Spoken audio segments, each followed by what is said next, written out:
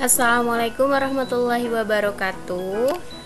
Halo teman-teman bidan, hari ini aku bakalan bahas soal lagi. Semoga menambah referensi belajar kalian, dan aku selalu doakan agar kalian dimudahkan untuk UKOM di tahun depan ya, di 2023.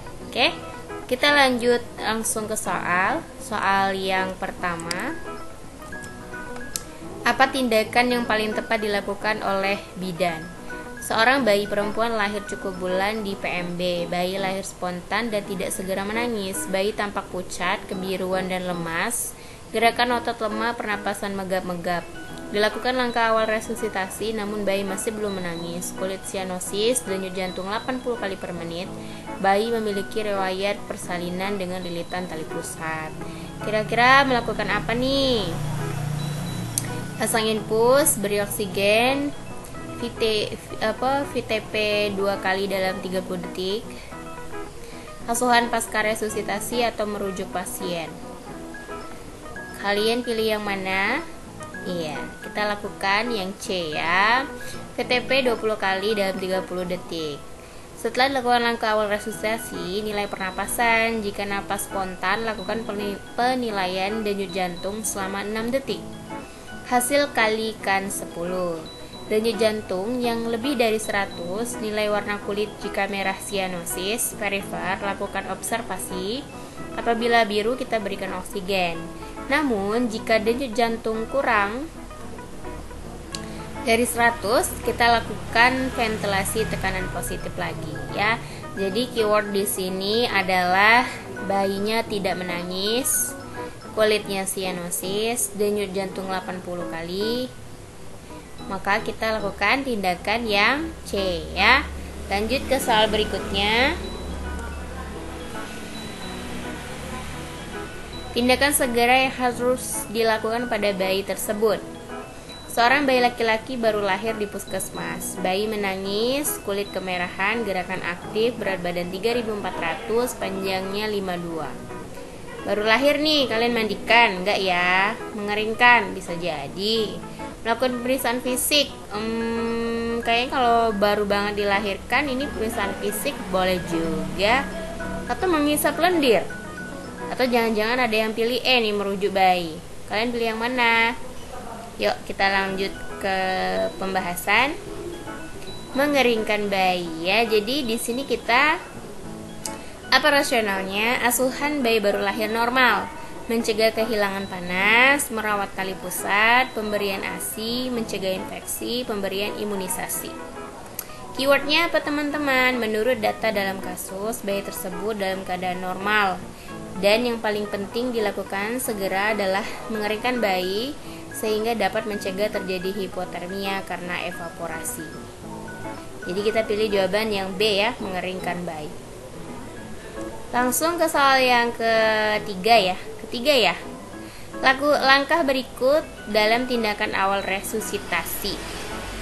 Seorang bayi baru lahir spontan, aterem, tidak segera menangis, ekstremitas kebiruan, nadi kurang dari 100, nafas tidak teratur, dan merintih. Berat badannya 3500, panjang 51, suhu 36,5.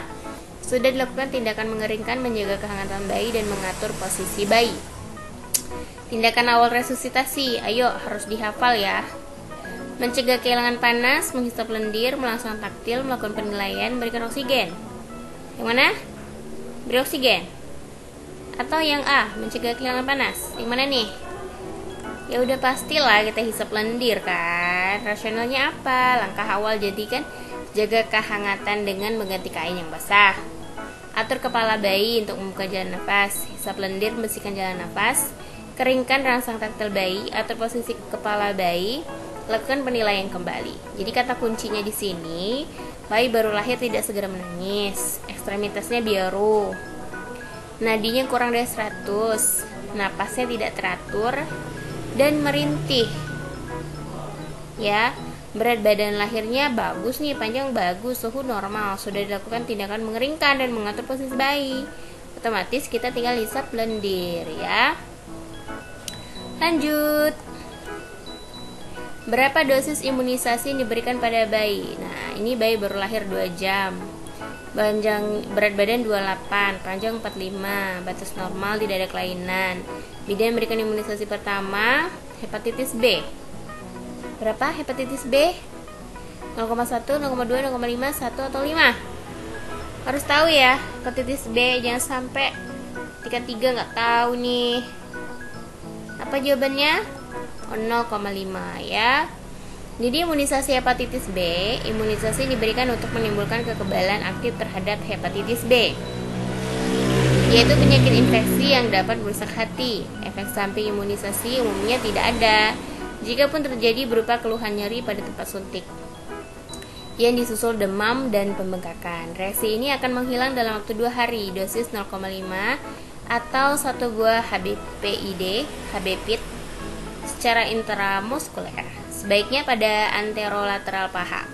Pemberian sebanyak 3 dosis. Dosis pertama 0-7 hari, dosis berikutnya interval minimum 4 minggu 1 bulan ya, atau DPT itu ya teman ya, DPT HB-HIP. Jadi diphtheria, pertussis, tetanus, hepatitis, HIP-nya itu meningitis dan pneumonia, radang paru ya.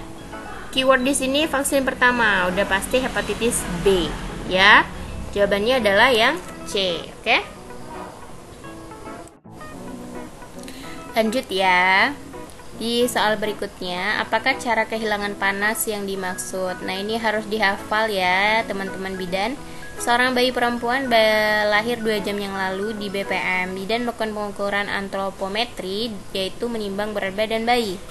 Saat ditimbang, alat timbangan diberikan alas oleh bidan untuk mencegah kehilangan panas pada tubuh bayi. Nah, ini terjadi hal ini tuh namanya kehilangan panas apa nih? Konduksi, konveksi, radiasi, evaporasi, atau stimulas. Oke, lanjut ke pembahasan aja deh ya. Jadi konduksi ya yang A. Jadi evaporasi itu proses kehilangan panas melalui cara penguapan. Oleh karena temperatur lingkungan lebih rendah daripada temperatur tubuh bayi dalam keadaan basah. Konduksi itu proses kehilangan panas tubuh melalui kontak langsung dengan benda yang punya suhu lebih rendah. Konveksi, proses penyesuaian suhu tubuh melalui sirkulasi udara terhadap lingkungan. Radiasi, proses hilangnya panas tubuh bayi bila diletakkan dekat dengan benda yang lebih rendah suhunya dari tubuh bayi ya. Jadi jawaban yang paling tepat tuh yang A ya teman-teman ya, yang konduksi. Lanjut, kapan bidan akan merencanakan kunjungan ulang bagi anak tersebut? Seorang anak perempuan berusia 23 bulan. Jadi 1 bulan kurang 2 tahun ya, hampir 2 tahun, 24 bulan. Dilakukan screening perkembangan oleh bidan. Diperoleh hasil bahwa perkembangannya sesuai dengan usianya. Nah, kemarin kalian belajar tentang apa ya? Pengukuran tumbuh kembang ya. Kalau di tingkat 2 atau tingkat 3 gitu kalian ada bawa anak-anak untuk ujian gak sih? Kalau kami dulu pas kuliah ada tuh. Jadi nanti disuruh main, suruh lompat-lompat untuk lihat perkembangan di usia anak itu tuh dia sesuai atau enggak ya. Jadi kita suruh datang lagi kunjung ulang bagi anak tersebut. Kapan tuh? 2 bulan, 3 bulan, 4 bulan, 5 bulan, atau 6 bulan kemudian? Jawabannya adalah 6 bulan kemudian ya. Jadi jadwal screening perkembangan anak dengan KPSP terbagi menjadi 2 bagian. Jika usia anak kurang dari 24 bulan, maka dilakukan setiap 3 bulan. Sedangkan pada anak usia 24-72 bulan, dilakukan setiap 6 bulan. Pada kasus usia anak 23 bulan 16 hari, maka terhitung menjadi 24 bulan. Bila umur anak lebih dari 16 hari, maka terhitung 1 bulan. Maka kata kuncinya adalah yang 6 bulan ya.